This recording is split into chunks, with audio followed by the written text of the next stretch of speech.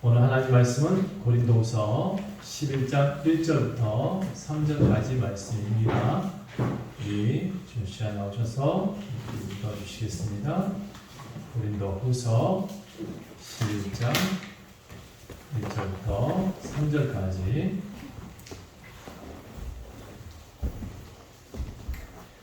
원하건대 너희는 너희 중 어리석은 것을 용납하라. 청하건대 나를 용납하라. 내가 하나님의 열심으로 너희를 위하여 열심을 내노니 내가 너희를 존경한 처녀로 한 남편인 그리스도께 드리려고 준비함이로다. 그러나 나는 뱀이 그 강도로 하와를 미혹하는 것 같이 너의 마음이 그리스도를 향하는 진실함과 깨끗함에서 떠나 부패할까 두려워하노라.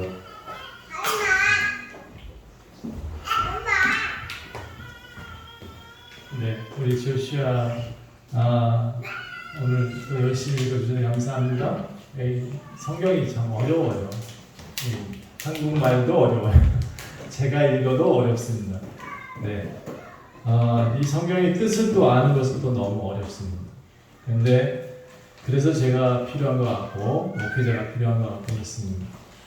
여러분, 이 성경은 각기 상황에 따라서 조금씩 해석이 다를 수 있습니다. 우리 교회의 상황과 미국 교회의 상황과 영국 교회의 상황이 좀씩 다르죠. 그리고 지역마다 좀 다릅니다. 그래서 이 내용들이 적용될 때가 다 달라요. 나한테 적용되는 성경이 다르고 옆에 내 형제일지라도 그에게 적용되는 성경이 좀 다릅니다. 자, 오늘은 항상 제가 지적받는 게 있습니다. 서론이 너무 길다고. 제 가족들이 서론이 너무 길대요, 제가. 그래서 짧게 하려고 노력을 좀 많이 해볼게요. 네. 여러분, 저는 항상 두렵습니다. 교회에 나오신 새로운 성도들 언제나 반갑고 감사한데 정작 여러분의 목회자는 언제나 노심초사하게 되어 있습니다. 마치 자녀들이 많으면 그 자녀들 한 분 한 분을 어떻게 키울까 부모들이 애쓰면 노심초사하는 것처럼 성도들이 새로운 사람들이 들어올 때마다 저는 항상 노심초사가 많습니다. 맡겨진 이들한테는 좋은 꼴을 먹여야겠다라고 생각하고 열심히 좋은 꼴을 찾습니다. 그리고 애써서 수고하죠. 잘 가실 하나님께서 잘 인도할 수 있도록. 그런데 제가 그렇게 하지만 양들은 항상 보니까 우리 성도님들의 모습을 보면 목회자 입장에서 있습니다. 항상 만족함이 없더라고요. 항상 마치 목자가 좋은 꼴을 이끌고 가고 있는데도 그 다음날 다시 배고프다 하는 모습으로 다가오는 것이 우리 성도들의 모습인 것 같아요. 저는 교회 성도들이 많이 모일 때 참 좋습니다. 행복합니다. 하지만 떠나갈 땐 또 되게 아파요. 그게 목사들의 숙명인 것 같아요. 성도들을 묵묵히 이끌고 가다 보면 욕도 많이 받는 것 같아요. 오해도 많이 받는 것 같아요. 제 생각과 다른 생각들로 교회를 떠나시는 경우가 많다, 이런 생각이 들었어요. 그분들의 이야기들은 다는 제가 안 물어봐요. 가시는 분들한테 왜 가느냐, 왜 어떤 일들 때문이냐 묻질 않아요. 근데 그분들이 혹시 이런 마음을 가질까 해서 제가 한번 써봤는데 이렇게 생각하지 않을까 생각해봤어요. 왜 나를 사랑하지 않습니까? 왜 나를 바라봐 주지 않습니까? 왜 내 고통은 외면하십니까? 왜 목사가 한 사람만 더 바라고 있습니까? 관심을 두십니까? 이렇게 하시는 것 같아요. 그런데 제가 오늘 분명히 말씀드리지만요, 전 단 한 번도 원주 좋은교회 우리 가족 되신 이들은 제가 처음 원주 교회 담임 목회할 때부터 지금까지 교회에 오신 모든 분들을 동일하게 사랑합니다. 한 번도 저는 잊은 적이 없어요. 한 번도 그들을 위해서 기도하지 않은 적이 없어요. 그리고 한 번도 그들을 차별한 적이 없어요. 혹시라도 꼭 기억했으면 좋겠어요. 전 여러분들 한 분 한 분 다 기억하고 기도하고 매일 손잡아주고 싶고 매일 허가하고 싶은 사람이에요. 솔직히. 잠시 머물다가 떠나갔어도 절대로 저는 잊지 않아요. 가족은 잊을 수가 없잖아요. 그렇죠? 흩어져 있어도 저는 가족인 가족이다라고 생각을 해요.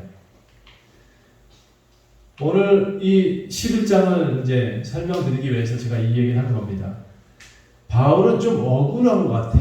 이 오늘 설교의 내용을 보면 바울이 참 억울한 이야기를 많이 당한 것 같아요. 고린도 교회에 참 헌신하면서 복음을 잘 전했는데도 전했음에도 불구하고 이 고린도 교회인들은 지금 뭘 하고 있냐면 바울을 이제 오지 마세요 이렇게 얘기를 하고 있습니다. 당신이 복음을 전했으나 안 오는 게 도와주는 겁니다 이렇게 말을 하고 있는 것 같아요. 원래 이 바울은 이 고린도 교회를 가기 위해서 얼마나 많은 애를 썼냐면 굶주리고 매맞고 이게 11장 후반절에 그런 얘기 나와요. 정말 나는 3번 이상의 태장을 맞았다. 25절에 밑에 나와요. 40에 감한 매 5번 맞았다. 40에 감한 매가 하나를 감한 매 5번이면 얼마냐면 39대씩 5번을 맞았다는 얘기거든요. 그렇게 맞은 사람은 사실 죽는 게 맞아요. 예, 죽음이 가까운 사람들이에요.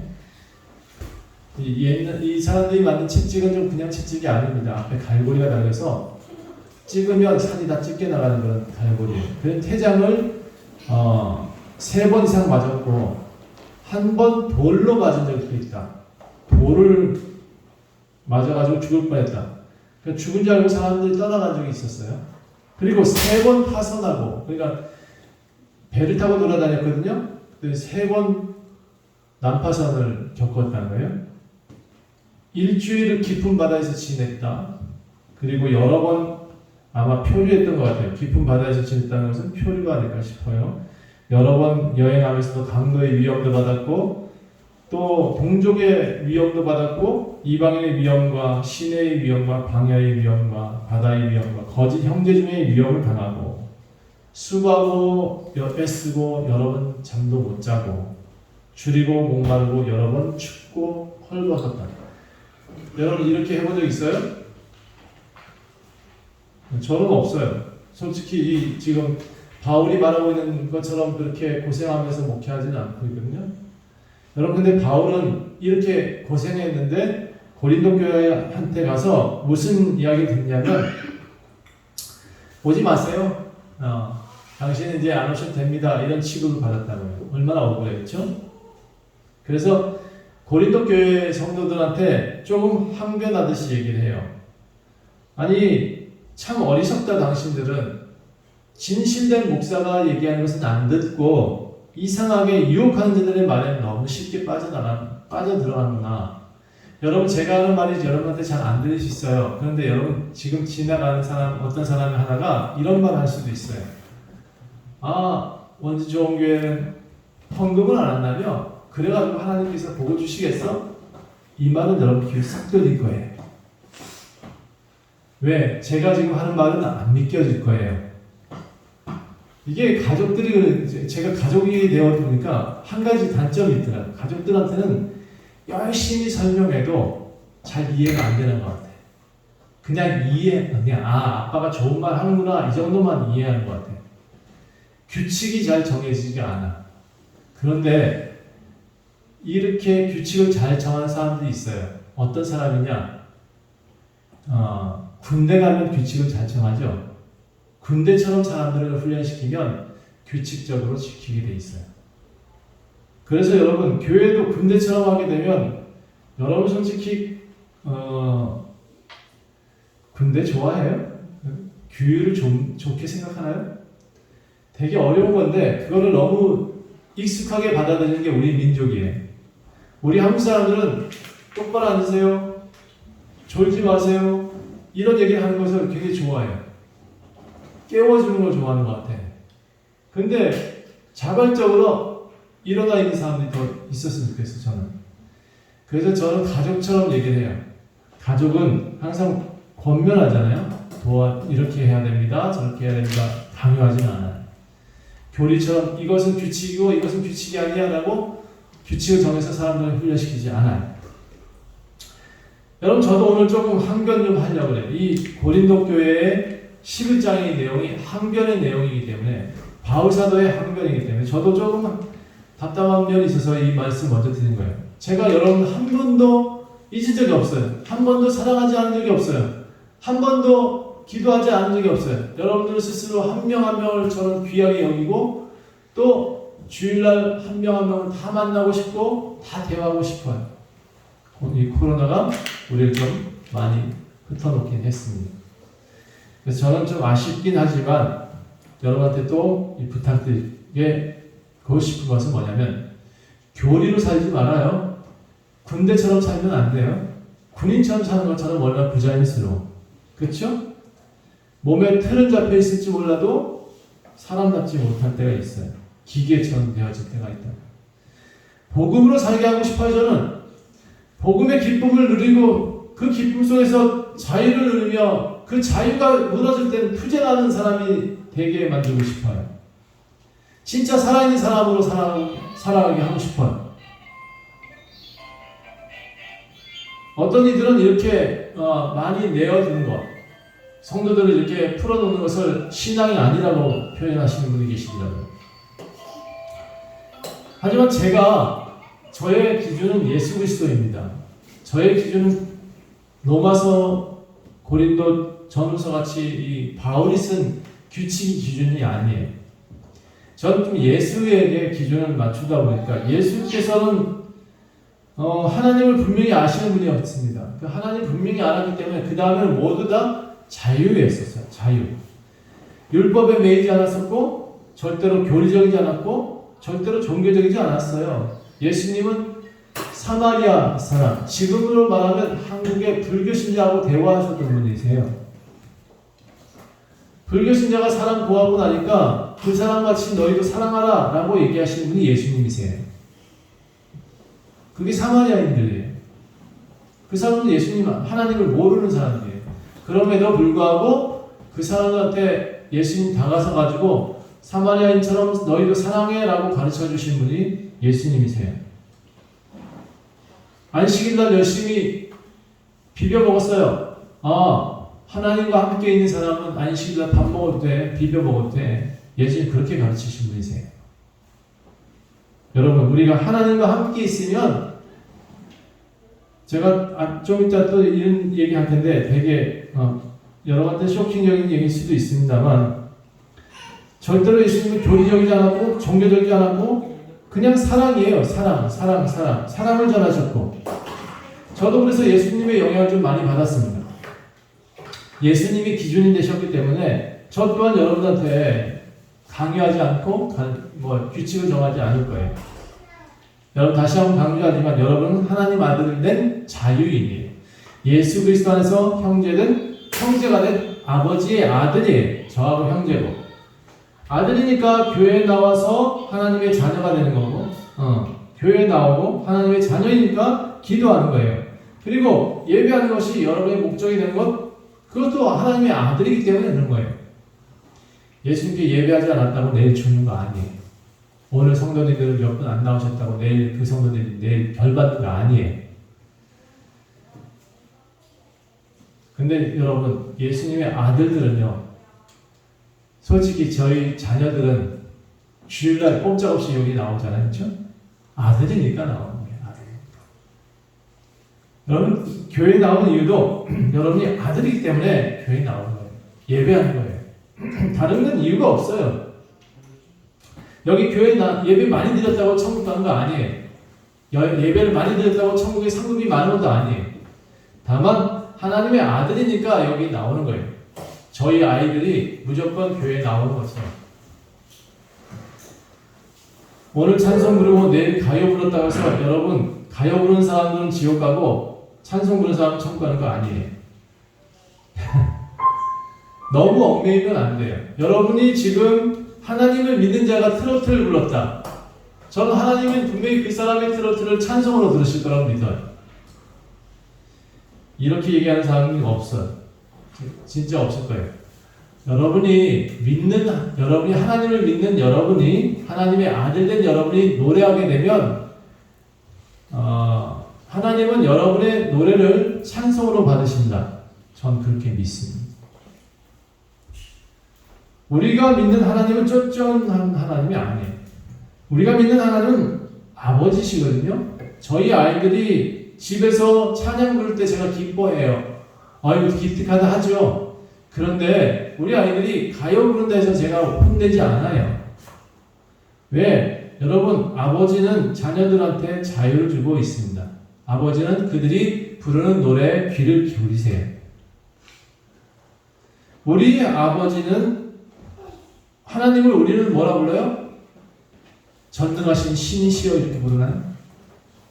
우리 하나님한테 우리가 부르는 것은 아버지라는 단어를 쓰고 있습니다. 이 아버지의 의미가 굉장히 크다는 사실을 알았으면 좋겠어요. 아버지는 아들에게 자유를 줍니다. 아들에게 그런데 책임을 또 지어주죠. 또 그 아들에게 의무를 부여합니다. 절대로 아버지를 맹종하라고 가르치지 않습니다. 자녀들한테 개목걸이 안 한다고요. 여러분, 하나님을 믿으십시오. 하나님 아버지를 믿으셔야 됩니다. 바울은 이렇게 얘기합니다. 여러분들을 순전한 신부가 되게 하기 위해서 또 목회를 한다. 하나님께 나아가도록 인도하는, 바울은 어떤 존재냐? 중매쟁이다. 나는 당신들을 거룩한 아름다운 신부로 이끌어서 하나님께로 나아가게 하는 중매쟁이다. 바울은 이렇게 말하고 있습니다. 저도 전 여러분들한테 숭배받을 생각이 전혀 없습니다. 여러분들을 가르치는 이유가 저도 바울처럼 여러분을 순전한 신부로 하나님께 드리기 위해서 저는 목회를 하고 있는 겁니다. 여러분, 저에게 기도받고 저에게 관심 받으려는 생각을 하지 마십시오.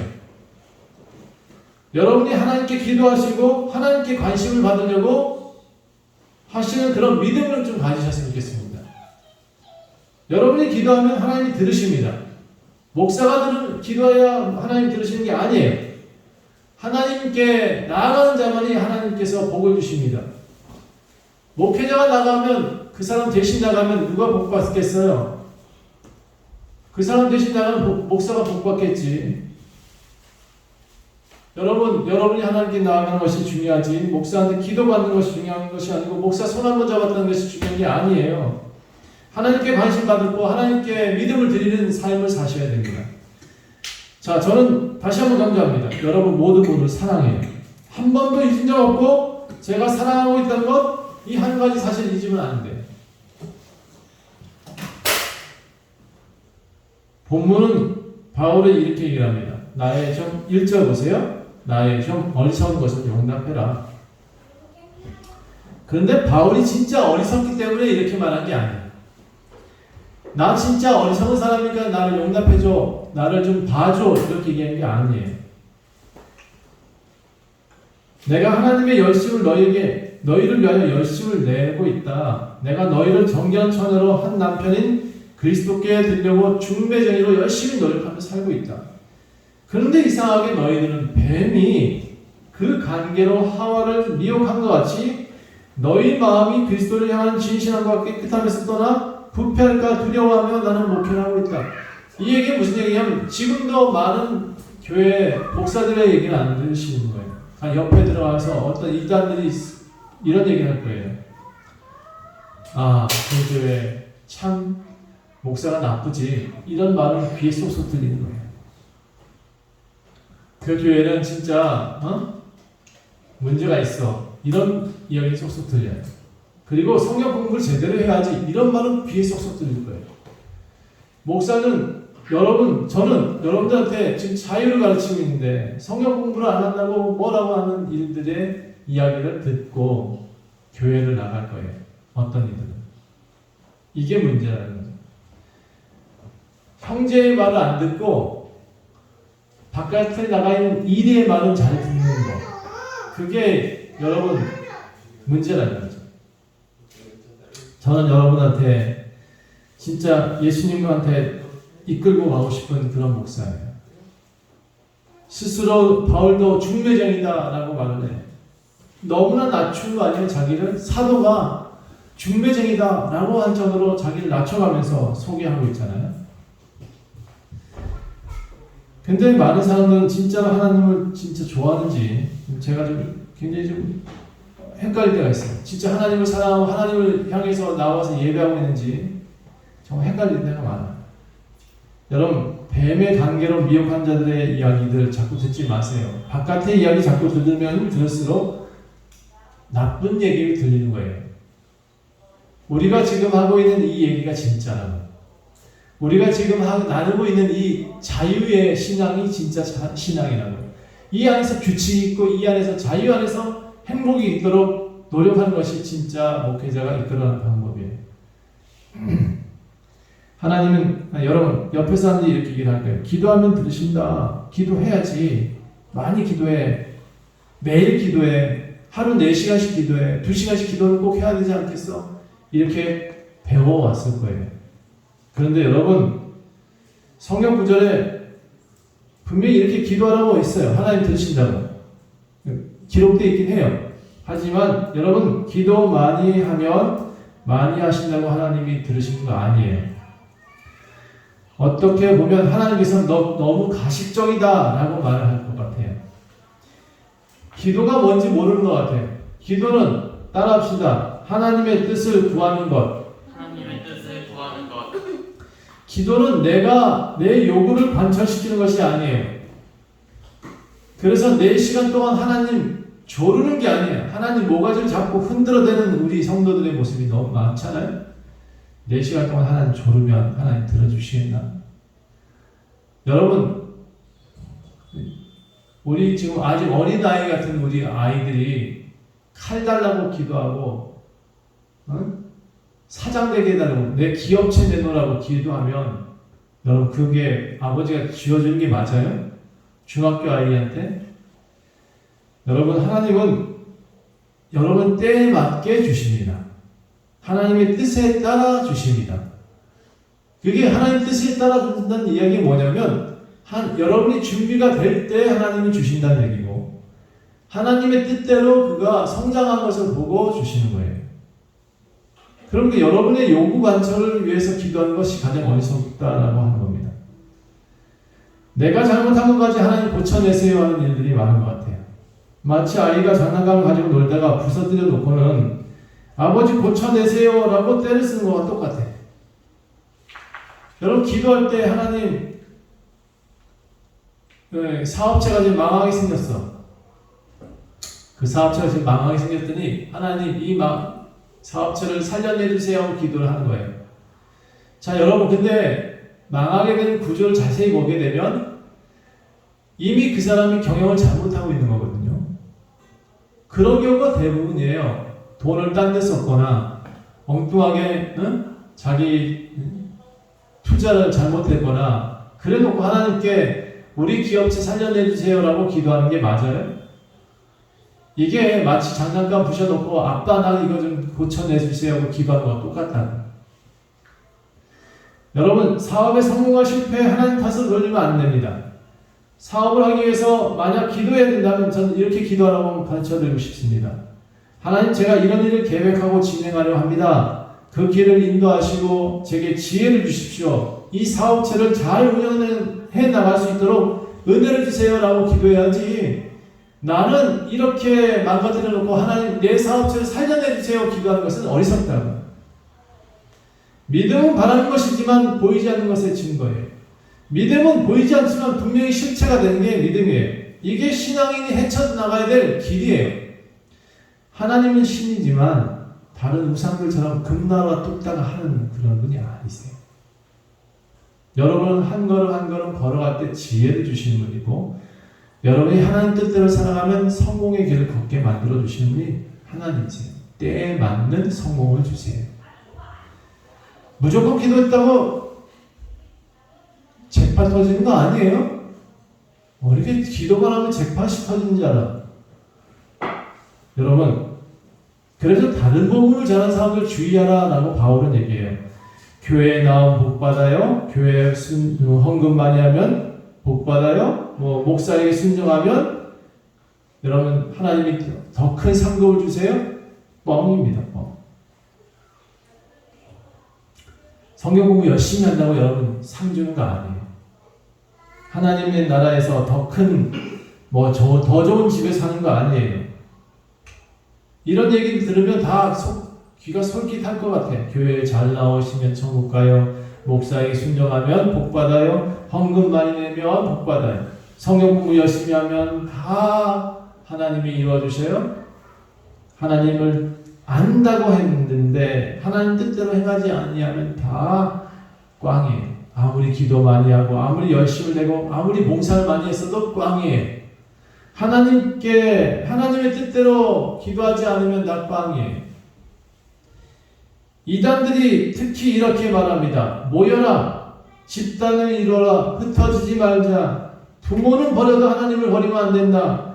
대한민국보다 하나님 나라가 먼저다. 다 미친 말이에요. 이게 이단들이 쏟아내는 맹독이에요. 거짓말이라고. 그래서 바울은 이렇게 말합니다. 만일 누가 우리가 전파하지 아니한 다른 예수를 전파하거나 혹은 너희가 받지 아니한 다른 영을 받게 하거나 혹은 너희가 받지 아니한 다른 복음을 받게 할 때는 너희가 너무나 잘 용납하는구나. 이상해요. 사람들 참. 열심히 복음을 전해서 자유인을 만들어 놓으면 다시 교리로 돌아가고 싶어요. 저는 군대를 정식으로 지금 총검을 수료하면서 매일같이 군대에서 생활한 적은 없어요. 방위산업체 나왔기 때문에 일을 했어요. 3년 동안. 그런데 군대 간 것보다 더 어렵게 지내긴 했어요. 매일 직장 생활이 새벽에 출근하고 늦게 퇴근했었으니까 차라리 군대 가는 게 훨씬 나을 뻔했던 것 같아요. 근데 여러분 다시 제가 일반인들한테 물어보면 이런 얘기를 하고 싶어요. 다시 군대 가고 싶으냐고.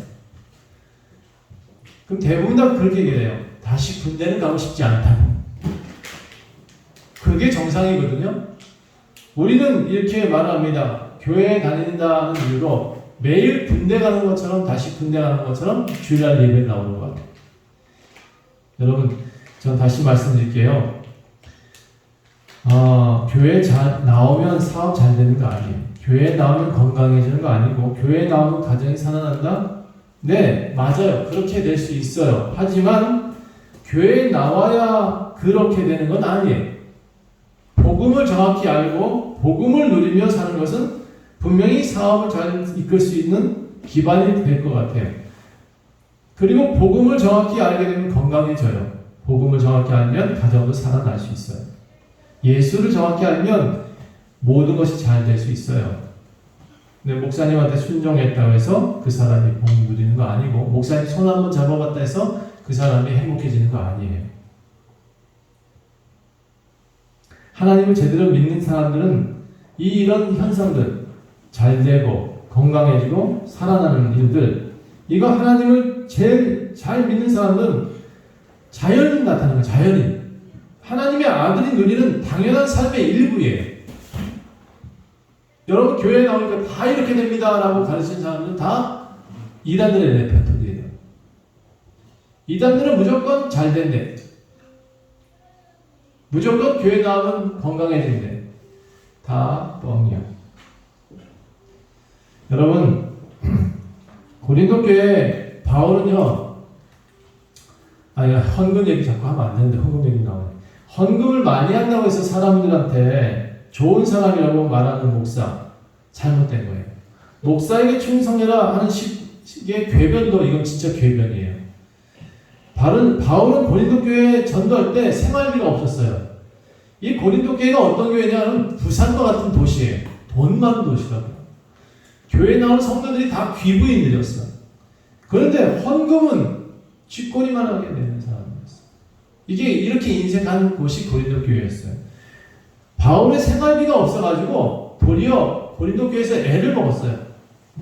그런데 어디서 돈이 왔냐? 마게도냐는 다른 교회에서 가난한 집 교회 목사님들의 교회가 가난한 교회가 도리어 바울을 도와줬어요. 그러니까 제가 보니까 선교사님들한테 큰 교회가 헌금한다고 생각하면 좀 오해가 될 것 같아요. 작은 교회들이 선교사님들한테 헌금을 더 많이 하는 것 같아요. 여러분, 생활비가 부족해도 목사는 전도합니다. 이게 저의 삶이기 때문에 그렇습니다. 성도들이 적어도 전도하고 성도들이 많아도 목사는 전도하고 살아요. 생활비가 없어도 여러분한테 강요하지 않습니다. 왜? 바울이 그렇게 썼어요. 뭐라고 했냐면, 내가 11장 9절 보세요. 11장 9절 보면, 또 내가 너희와 함께 있을 때 비용이 부족하였지만 아무에게도 노를 끼치지 아니하였음은 마게도냐에서 온 형제들이 나의 부족한 것을 보충하였기 때문이다. 내가 모든 일에 너희에게 폐를 끼치지 않기 위해서 스스로 조심했고 또 조심하였다. 저는 진짜 조심하거든요. 저도 여러분한테 폐가 끼치지 않기 위해서 열심히 노력하면서 살잖아요. 그렇죠? 고린도 교회 진짜 부자 도시였음에도 인색하였다. 여러분, 이러지는 말았으면 좋겠어요. 우리가 없어도 인색하지 마십시오. 복음은 받아들였는데 예수 그리스도의 참 신앙이 받아들여지지 않는 교회가 고린도 교회예요. 만약 제가 바울과 같은 동시대에 살았고 이런 일들을 제가 알았다면 당장 고린도 교회에 뛰쳐나오라고. 그런데 편지도 쓰지 말라고 그랬을 것 같아요. 솔직히 바울의 입장에서는 고린도 교회한테 이렇게 편지를 썼어야 돼. 왜 헌금 안 하냐, 너네들은. 왜 하나님 앞에 제대로 안 하냐, 이렇게 책망을 많이 했었어야 돼. 아주 혼내고 불바다를 만들었어야 되는 게 맞아. 능력이 있다 그러면 그 사람한테 불을 내려달라고 기도했어야 맞는데 바울은 그렇게 하지 않아요. 여러분, 저는 이 성경 11장을 보면서 바울이 그렇게 돈 없이 전도했다, 복음을 전했다는 것에 얘기를 들으면서 저도 좀 먹먹했어요. 많이 비슷해서 그런가? 그런데 바울은 고린도 교회에 헌금에 연연하고 살지 않았어요. 저도 헌금에 연연하고 살지 않아요. 저도 많은 사람들한테 말을 합니다. 교회에 예수 그리스도를 믿으세요. 목사한테 잘하려 하지 마요. 예수 그리스도가 하나님께서 주셔야 여러분이 복받지, 여러분이 스스로 뭔가 노력한다고, 잘한다고, 봉사 많이 한다고 하는 그런 노력은 하나님 나라 갈 수 없다. 다시 한번 강조할게요. 여러분이 많이 오해하고 있었기 때문에 제가 강조를 하고 싶어요. 저는 어떤 경우에도 여러분을 사랑합니다. 저는 어떤 경우에도 여러분들을 놓치지 않습니다. 한 번도 저는 제 스스로 여러분을 밀어내지 않습니다. 저는 여러분을 너무너무 사랑해요. 많은 사람들이 오해하고 혹시나 지금 안 오는 교회인들이 있을까봐 이 메시지는 제가 여기까지 안 나온 분들 다 보내고 싶어요. 저는 한 번도 우리 가정된 사람은 잊어본 적이 없어요. 고린도후서 11장 11절에 이렇게 표현합니다. 어떠한 까닭이냐? 내가 너희를 사랑하지 아니하느냐? 하나님이 아신다. 제가 여러분을 사랑하신다는 사실을 우리 하나님은 알고 계세요. 우리 하나님은 인정해 주세요. 바울은 또 오늘 고린도 교회 성도들한테 이렇게 다짐하면서 항변한 거예요. 여러분, 오해하지 말아요. 나는 너를 당신들 너무너무 사랑해요. 너무너무. 고린도서 10장 13절입니다. 나는 내가 해온 그대로 앞으로 할 거야. 여러분, 저도 그럴 겁니다. 앞으로 해온 대로 그냥 할 거예요. 사람이 많건 적건 상관없이 목회를 할 거고 여러분들 사랑할 겁니다. 11장 13절 보십시오. 기회를 찾는 자들이 그 자랑하는 일로 우리와 같이 인정받으려는 그 기회를 끊으려 하니라. 나는 그런 억울한 사람들의 엄한 말들을 끊고 싶다. 이 얘기예요. 다시 말해서 엉뚱한 말로 교회에 목회자를 비방하는 얘기들, 그런 말을 통해서 교회를 나가는 것들 전 끊고 싶어. 그래서 오늘 제가 항변하는 거예요. 여러분, 제가 사랑하지 않았기 때문에 교회 나가시는 건, 제가 기도하지 안 해줬다고 나간다. 제가 축복기도 안 해주니까 나갔다. 예, 이건 참 다 핑계라는 거죠. 여러분, 저는 한 번도 여러분을 위해서 축복기도 안 한 적이 없어요. 한 번도 손 잡아주지 않은 적이 없어. 전 여러분한테 분명히 말씀드립니다. 여러분을 위해서 기도하고 있고, 여러분을 위해서 애쓰고 있고, 여러분을 위해서 지금 살고 있는 거예요. 저는 저는 절대로 변하지 않을 겁니다. 절대로 여기 있을 거예요. 저는 다른 큰 교회에서 부르는 것도 안 갔어요. 못 갔어요. 여기에 몇몇 사람들이 계셨기 때문에. 여러분, 그러므로 바울이 그랬던 것처럼 저도 이렇게 고백하겠습니다. 28절입니다. 아직도 날마다 내 속에 눌리는 일이 있다. 모든 교회들을 위해서 염려하고 있다. 누가 약하면 내가 약하지 아니하였느냐? 누가 실족하면 내가 애타지 아니하였느냐? 내가 부득불 자랑할 쯤에 내가 약한 것을 자랑하겠다. 여러분, 저는 여러분이 약할 때 저도 약해집니다. 여러분이 강할 때 저도 강해집니다. 여러분이 행복할 때 저도 행복하고, 여러분이 슬플 때 저도 슬픕니다. 저는 하나님이 저를 인정해 주시는 것을 분명히 선언합니다. 분명히 여러분 11장 11절처럼 바울이 어떠한 까닭이냐, 내가 너희를 사랑하지 아니하느냐? 분명히 하나님은 나를 아신다. 내가 너희를 사랑하는 것을. 여러분, 저도 다시 한번 항변해 보려고 합니다. 여러분, 저는 한 사람도 놓치고 싶은 생각은 없어요. 근데 마음이 아파요. 오해하고 나가는 사람들이 많은 것 같아서. 주 예수 11장 28절부터 30절 함께 보겠습니다. 고린도후서 11장 28절부터 30절. 이 외의 일을 고사하고 아직도 날마다 내 속에 눌리는 일이 있으니 곧 모든 교회를 위해서 염려하고 있다. 이건 교회는 여러분들 표현하고 있는 겁니다. 누가 약하면 내가 약하지 아니하며 누가 실족하게 되면 내가 애타지 아니하느냐? 내가 너희들이 아프면 나도 약하고 너희가 고통하면 나도 고통했다. 이런 얘기예요. 30절 내가 부들불 자랑할 텐데 내가 약한 것을 자랑하겠다. 여러분, 이렇게 여러분과 함께 동감하며 살았다. 이걸 자랑한다라는 얘기입니다. 주 예수의 아버지 영원히 찬송하는 하나님이 내게 거짓말 안 하는 것을 아시느니라. 내가 지금 거짓말하고 있지 않다는 것을 하나님이 알고 계시다. 이런 얘기를 하는 겁니다. 여러분, 저는 여러분한테 다시 부탁드리고 싶습니다. 여러분, 가족들을 절대 잊어드릴 필요는 없어요. 여러분의 마음에 안 맞아서 교회에 안 나오실 수 있지만 저는 여러분을 잊어본 적이 없고 한 번도 여러분들 내친 적이 없어요. 요즘 교회 코로나 때문에 점심 식사 못하는 것 때문에 여러분이 또 혹시나 오해가 있을까? 여러분, 내가 한 사람 붙들고 얘기 많이 한다고 해서 여러분 집에 가서 왜 나를 사랑해주지 않았어? 라고 하지 말아주셨으면 좋겠어요. 난 여러분은 매일같이 말하고 싶고 매일같이 밥 먹고 싶은 사람 중에 하나예요. 여러분, 가족 되셨으면 좋겠습니다. 가족은 절대로 잊을 수가 없어요. 저는 절대로 여러분들 잊지 않을 겁니다. 여러분, 자유하십시오. 하나님의 아들은 자유하며 사는 것이 신앙이고 그 안에서 규범을 지키는 건 스스로의 정해질 것입니다. 그것은 의무이고 그건 책무이지만 그것을 가지고 목사가 강요하면서 매일 규칙을 정하는 것은 잘못된 겁니다. 여러분, 교회 나올 때 행복한 신앙이 됐으면 좋겠습니다. 여러분, 저는 매일 여러분을 축복합니다. 기도하겠습니다. 하나님, 성도들이 요즘 코로나로 인해서 식사도 못하고 함께 교제도 못하고 그래서 가끔 오해하고 있는 것 같은 그런 얘기가 들리고 그런 마음으로 교회를 떠나는 이가 있는 것 같습니다. 너무 가슴이 아파서 오늘 바울의 11장에 있는 말씀을 근거로 저도 항변하듯 하나님 이렇게 성도들한테 말씀을 전했습니다. 어떻게 하면 이 사랑을 전할 수 있을까요? 어떻게 하면 이 사랑들을 나타낼 수 있을까요?